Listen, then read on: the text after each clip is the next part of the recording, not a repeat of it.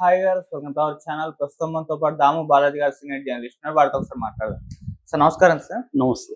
Sir, Mithun Reddy గారికి రాజమండ్రి జైల్లో 5 star range సౌకర్యాలు కల్పించినట్టుగా తెలుస్తుంది సార్. ఒక లిస్టు కూడా సోషల్ మీడియాలో వైరల్ అయిపోతుందంటే ఆయన ఫుడ్, బెడ్ ఏ రకమైన సౌకర్యాలు కల్పించారో ఆ లిస్ట్ లో అయితే ఉంది.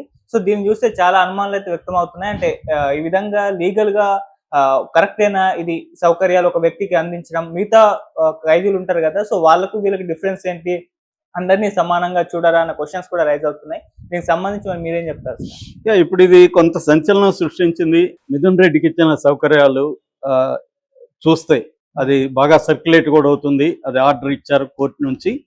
ఇదేంటంటే క్రిమినల్ మిస్లేనియస్ పిటిషన్ అంటారు. క్రిమినల్ మిస్లేనియస్ పిటిషన్ 1202, 1203, 1204 3 పిటిషన్లు వేశారనమాట మిథున్ రెడ్డి వైపు నుంచి. దీనికి సంబంధించి chief administrative officer special court for SPE and ACB నుంచి ఒక ఆర్డర్ జైలు సూపరింటెండెంట్కి, రాజమండ్రి సెంట్రల్ జైలు సూపరింటెండెంట్కి ఒక ఆర్డర్ ఇచ్చారు. ఆర్డర్ కాపీ నెట్లో బాగా సర్క్యులేట్ అవుతుంది, నేను కూడా చూశాను. సో దాంట్లో కొన్ని ఈ మిథున్ రెడ్డికి ప్రొవైడ్ చేయమని ఒక డీటెయిల్ లిస్ట్ ఇచ్చారనమాట. ఆ లిస్టు నేను చదువుతాను ఫస్ట్ ఏమేమి ఇచ్చారనేది. పెద్దిరెడ్డి వెంకట మిథున్ రెడ్డికి ఇవన్నీ ఇవ్వండి అని చెప్పారు. First separate room with western commode, ఈయన వరకు సపరేట్ రూమ్ ఇవ్వాలి, ఒకడే ఉంటాడు, వెస్ట్రన్ కొమోడ్ ఏర్పాటు చేయాలి. తర్వాత home cooked food for 3 times, breakfast, lunch, dinner. తర్వాత మెడిసిన్స్ 5 రకాల మెడిసిన్స్. ఈ 5 రకాల్లో ప్రోటీన్ పౌడర్ కూడా ఉంది, ఆయన యోగా వాకింగ్ అవి చేస్తారు కాబట్టి. అట్లాగే పిల్లోస్, సర్వికల్ ఇష్యూస్ ఉన్నాయి కాబట్టి స్పెషల్ పిల్లో తెచ్చుకుంటాడు ఆయన. ఐరన్ కాట్, బెడ్, చైర్, మంచి ఐరన్ కాట్ తెచ్చుకుంటాడు అని లేదు, ప్రొవైడ్ చేయమన్నారు వెళ్ళనే, ఆయన తెచ్చుకోడు. బెడ్, కొత్త బెడ్, పిల్లో, తర్వాత చైర్ కూడా.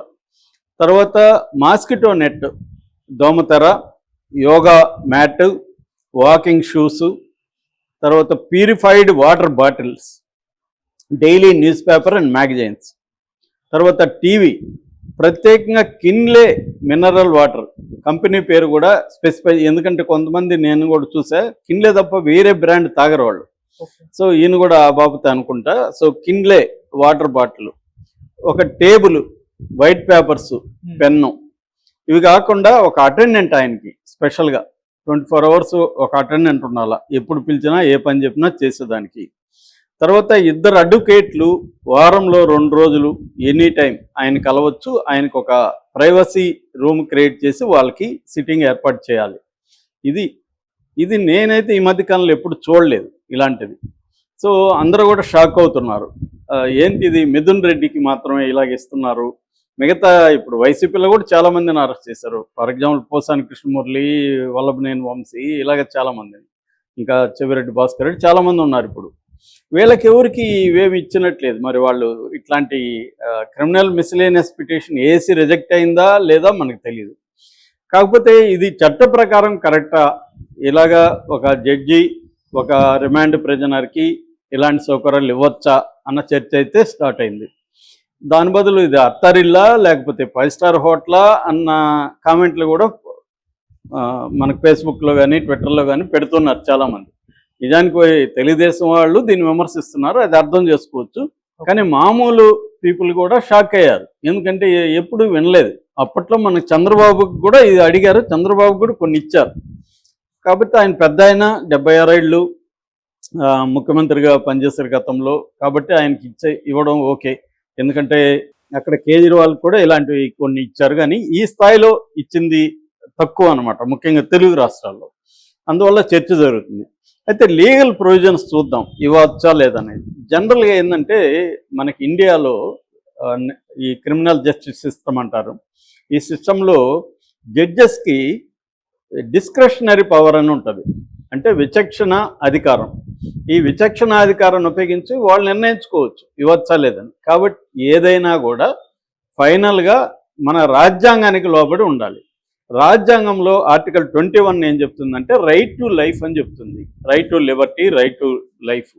అంటే ఒక వ్యక్తి జీవించే హక్కుని జైలుకు పోయినంత మాత్రాన్ని కోల్పోకూడదు. ఎందుకంటే తను శిక్ష పడిన ఖైదీగా, ఖైదీల్లో బ్రాడ్గా 2 రకాలు ఉంటారు. ఒకరు కన్విక్టెడ్ ప్రిజనర్స్, శిక్ష పడిన ఖైదీలు. రెండవ వాళ్ళు రిమాండ్ ప్రిజనర్స్ లేదా అండర్ ట్రైలర్స్, వీళ్ళు ఉంటారన్నమాట. మామూలుగా అయితే మన దేశంలో 2022 డిసెంబర్ 31 నాటికి ఉన్న NCRB data, national crime records bureau data ప్రకారం 5,73,220 ఖైదీలు ఉన్నారు, 20 మంది ఖైదీలు ఉన్నారు. సో 5,70,000 వేసుకున్నాం రఫ్గా. ఇందులో రిమాండ్ ప్రిజనర్స్ 4,34,302 మంది ఉన్నారు. అంటే 4,30,000 మంది. 5,70,000లో 4,30,000 మంది రిమాండ్ ప్రిజనర్స్. అంటే 76% జైళ్ళల్లో రిమాండ్ ప్రిజనర్స్ ఉన్నారు. నేరము రుజువు కాని ప్రిజనర్సే మన జైళ్ళల్లో 76% ఉన్నారు. సో వీళ్ళందరికి కూడా ఇస్తున్నారా ఇలాగా అనేది పెద్ద ప్రశ్న. ముందుగా నేను చట్టాలు చెప్పేసి తర్వాత ఈ అసమానత్వాన్ని గురించి మాట్లాడతాను. ఆర్టికల్ 21 ప్రకారం ఇవ్వచ్చు, కానీ మళ్ళీ ఆర్టికల్ 14 ఉంది. అదేంటంటే రైట్ టు ఈక్వాలిటీ, అందరికీ సమానంగా ఉండాలి. కాస్టు, క్రీడు, రిలీజను ఇవేవి లేకుండా అందరికి సమానత్వం పాటించాలనేది ఆర్టికల్ 14 మళ్ళీ చెప్తుంది.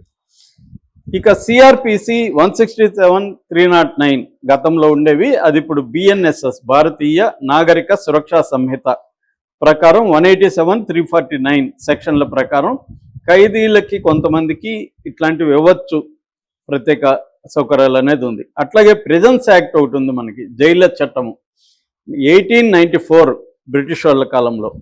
అందులో 27, 29, 31 3 సెక్షన్లు క్లాసిఫికేషన్ ఆఫ్ ప్రిజనర్స్ గురించి మాట్లాడుతుంది. అంటే A class, B class, C క్లాసుగా ప్రిజనర్స్ని డివైడ్ చేయొచ్చు.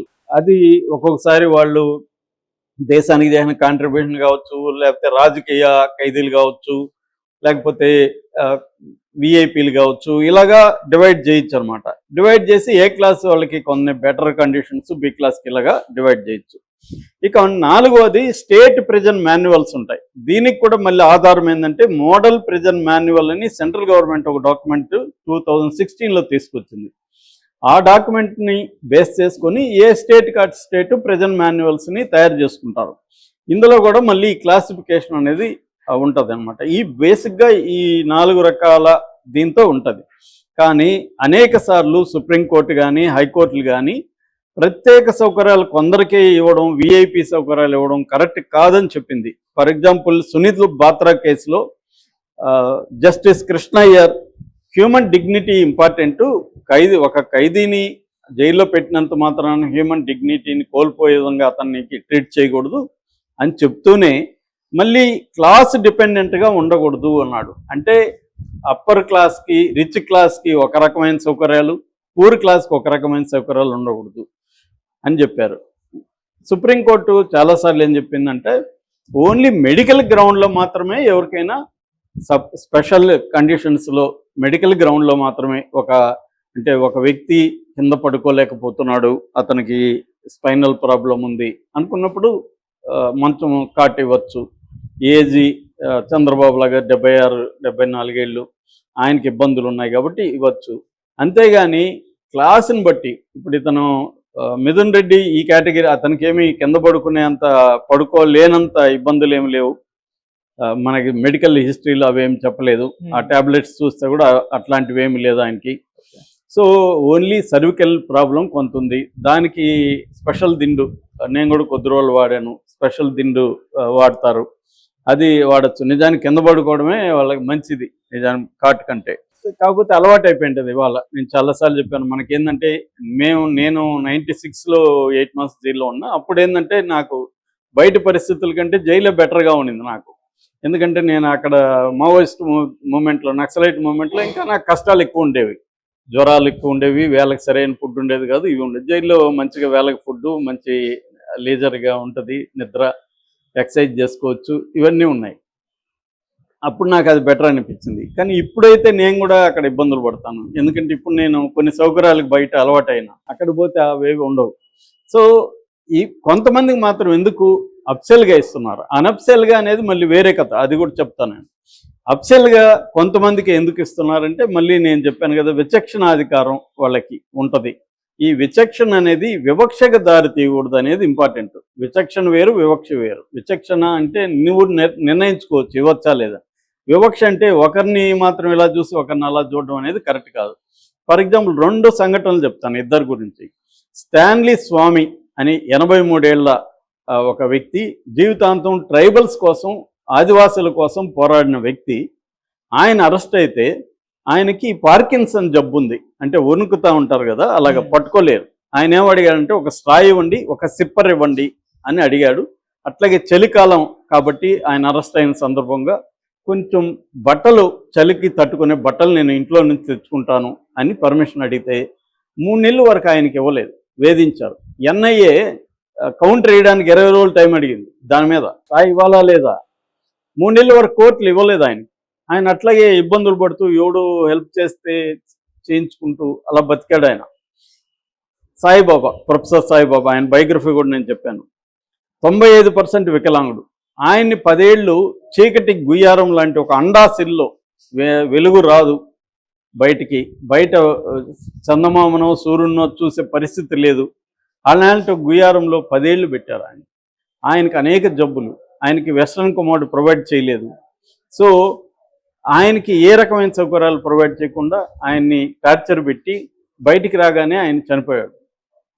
సో ఆయన అనుభవాలన్నీ కూడా బుక్కులు కూడా వచ్చాయి, ఇవన్నీ వచ్చాయి. ఈ మధ్యనే రాజకీయ మావోయిస్టు, ఈ రాజకీయ ఖైదీల మీద ఒక బుక్ కూడా వచ్చింది, how long can moon be caged అనే పుస్తకం.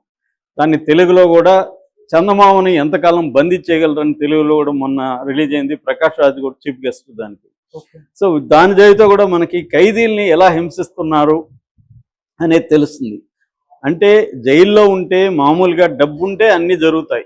ఎందుకంటే నేను ప్రత్యక్షంగా 8 నెలలు ఉన్నాను కాబట్టి అప్పట్లోనే జరిగేవి. ఇప్పుడు ఇంకా మోడర్న్ అయిపోయినాయి, ఇంకా జరుగుతాయి. అన్ని ఫుడ్ దగ్గర నుంచి, మందు దగ్గర నుంచి అన్నీ నీకు అవైలబుల్ జైల్లో. నీ దగ్గర డబ్బులు ఉండాలి.